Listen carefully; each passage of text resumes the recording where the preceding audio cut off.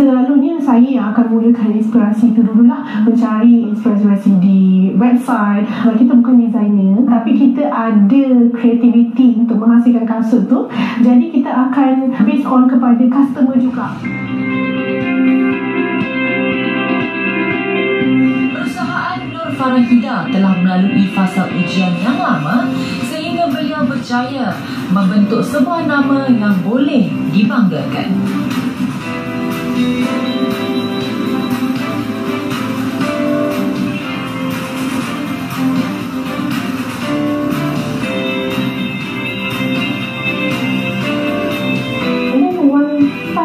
Masa tu media sosial tengah macam Instagram, Facebook tengah macam popular kan. Daripada situ saya start pergi ke Galanta tu, memang satu Galanta tu lah saya tahu cari barang-barang apa lagi aku boleh jual. So saya ingat saya buka bazar waktu bulan puasa, jual macam-macam baju, kasut, bag. Itu yang bermulanya saya banyak benda yang saya jual. Ambil hanya di KL saja, dekat KL saja.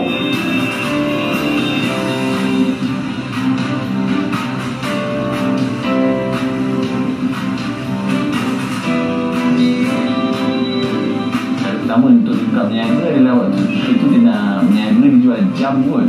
So waktu kita tu dia jual jam lah. Lepas tu saya tengok macam bagus kan. So lepas tu saya pun involve dengan dia. So kita cuba try plan untuk jual kasut lah sebenarnya actually. So kita start pada KL dulu, cari supplier, and then kita start jual kasut. So mula lah jualan kasut tu lah. Dia memberi komitmen yang penuh untuk dari segi untuk mengambil masyarakat dan dari segi untuk mencapai sasaran target setiap bulan.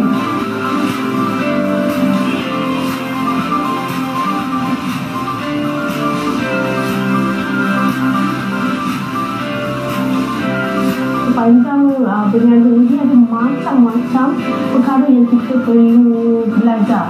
So daripada awal saya belajar lebih kepada how nak dapatkan sales, lebih kepada advertising, semula benda-benda macam tu memang saya belajar. So saya cakap kalau aku tak pandai yang ini, kena belajar. So bukanlah belajar tu kita kena berhenti. Setiap tahun saya akan laburkan untuk pembelajaran. Sama ada istilah motivasi, kelas HR, kelas marketing, kelas content, segala jenis kelas itu saya akan bawa juga. Sebab saya tahu kalau saya seorang saja pandai tapi tim tak pandai, dia tak naik. Tapi biasalah dalam perniagaan ada ups and downs. Memang ada ups and downs yang banyak sangat berlaku daripada awal.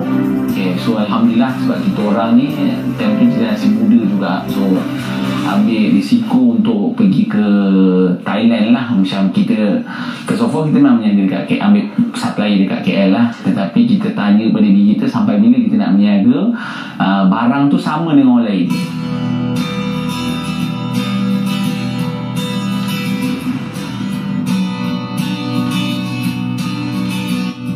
Kita ambil pendekatan lepas kita berniaga, kita ada modal sikit capital, and then kita ambil keputusan untuk pergi ke Bangkok dahulu lah.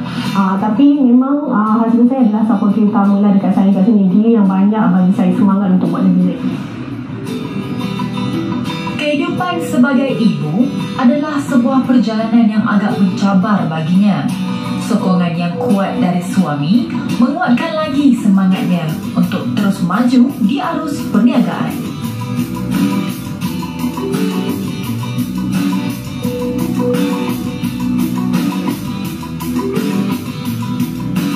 Sebagai mak ni kan, kita ni tak ada ilmu sebagai mak. Bagi saya sebenarnya kita rasa takut bila kita ada anak, tapi bila anak tu dah keluar, naluri keibuan tu automate keluar. Jadi dah pandai. Dia macam semula jadi pandai, dah tahu dah nak buat macam mana.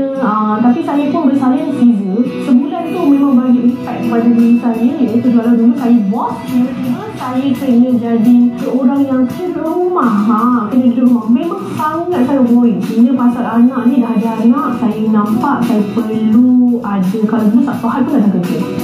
Sabtu Ahad pun buat bisnes. Sabtu Ahad pun dah pergi event, pergi sana sini kan. Semua masa tu diselitkan dengan bisnes saja. Tapi sekarang saya kena bahagikan. Waktu tu lah saya gunakan pembelajaran saya untuk urus masa tu untuk sebagai mak, sebagai isteri, sebagai juga bisnes owner. Itu saya yang tekankan kat situ. Sabtu Ahad, no. Family time.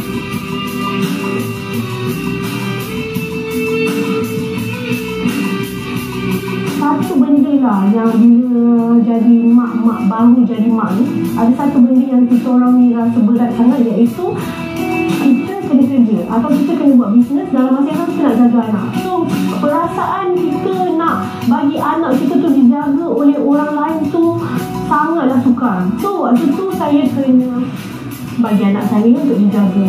Dalam masa yang sama saya tak nak pun orang yang dijaga.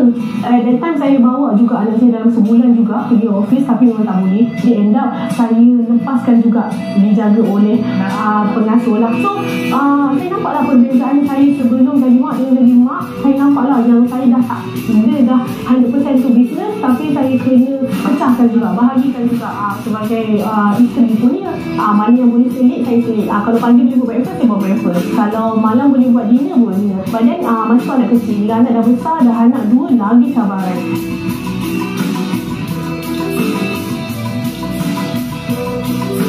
Umi Abi ni asyik kerja je. Umi Abi ni asyik pergi work. Dinanya nak bawa berjalan. So mungkin budak-budak sama sekarang memang pandai cakap macam tu kan. Bukannya besar je, kecil pun sama juga.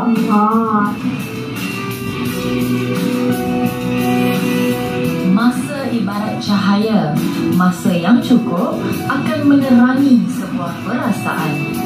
Jika masa tidak digunakan sebaiknya, akan membentuk sebuah jiwa yang kosong.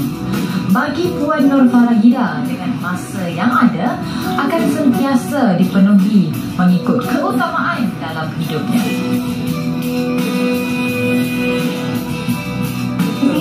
Kita rekrut live coach kita mengajar dia daripada malu-malu di depan kamera sampai rasa macam dah tak malu dah.